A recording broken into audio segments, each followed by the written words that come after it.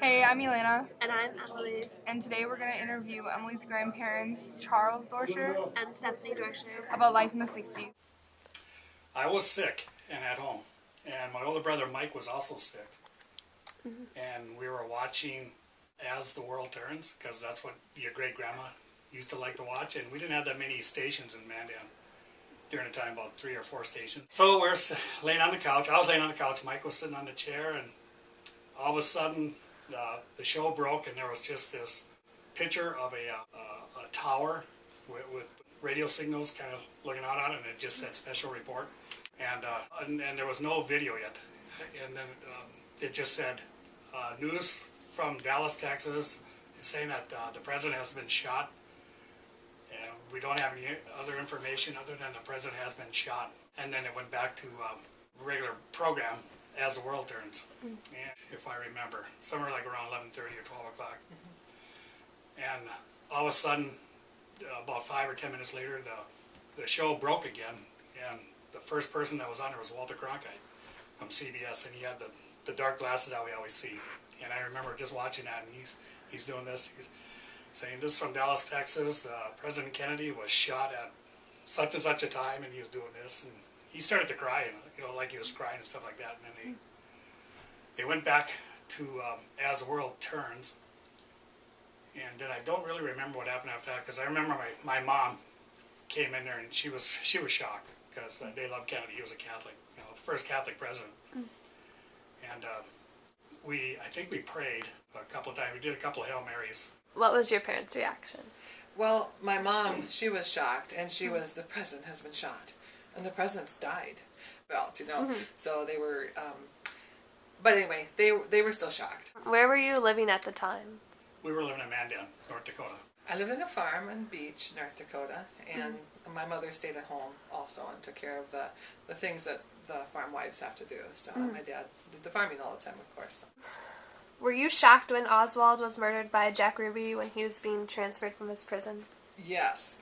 I didn't quite understand all the things. It was like, that's really weird. All right, this one's a good one.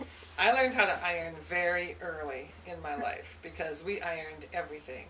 We washed.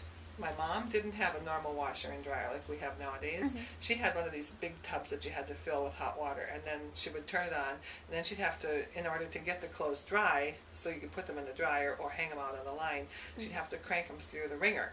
If you've ever heard about the wringer, this is what it was. It was these 2 rolls that would roll around, and it would squeeze all the water out, and your clothes would be flat, and then you'd have to shake them out and go hang them on the line if it was summer. In the winter, we did use the dryer. But everything wrinkled, so you had to iron everything. I learned how to iron sheets very early. I had to learn how to dust right away, because out in western North Dakota it's very dusty. And so we dusted every single week, the entire house. So that was my job. And then I learned how to bake and started to cook. And my job, then when my mother went back to school, I was in the 6th grade, my jobs were to clean the house, and to cook all the meals. So I had to make all my own clothes. So those are the things I did mostly for my chores. And because I had allergies, I couldn't do any of the farm work. So. Oh, when I learned how to drive? Well, the first time I drove, I was with my sister Madonna, and we weren't supposed to be driving.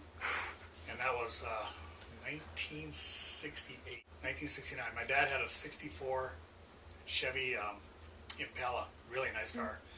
It was red, and Madonna found the keys, and so we drove around the block. She drove around the block once, and then I drove around the block once, and how old was I?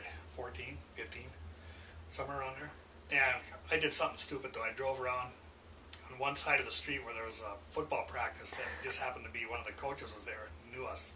And so here I was waving at him, and I had the gears in, on the column, 3 shift on a column, and I had a clutch on there, and I was waving to the coach, and guess who told my dad? The coach said so. I got a pretty good tongue lashing about that. But that was the very first time I drove.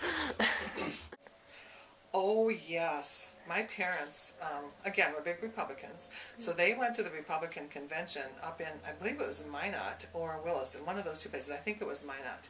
And I remember we had to stay home, and it was a big deal. Mom and Dad were going away.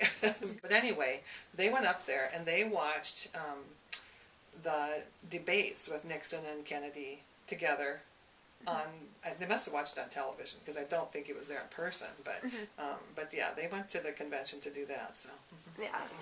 For the I had a draft number, but I didn't go in. I signed up for the Army, and I took their test, and then I was going to go to Fargo the following Monday to get a physical.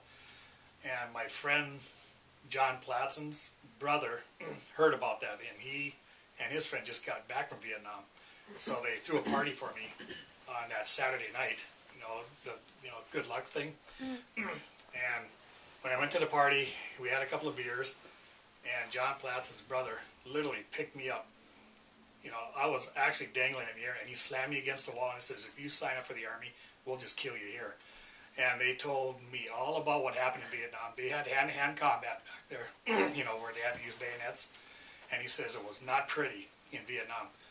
And that's when I was shaken. And then after they told me that, after I told them, okay, I'm not going to go into the Army, stuff like that, they gave me a couple more beers and we had a party going. And I never went in.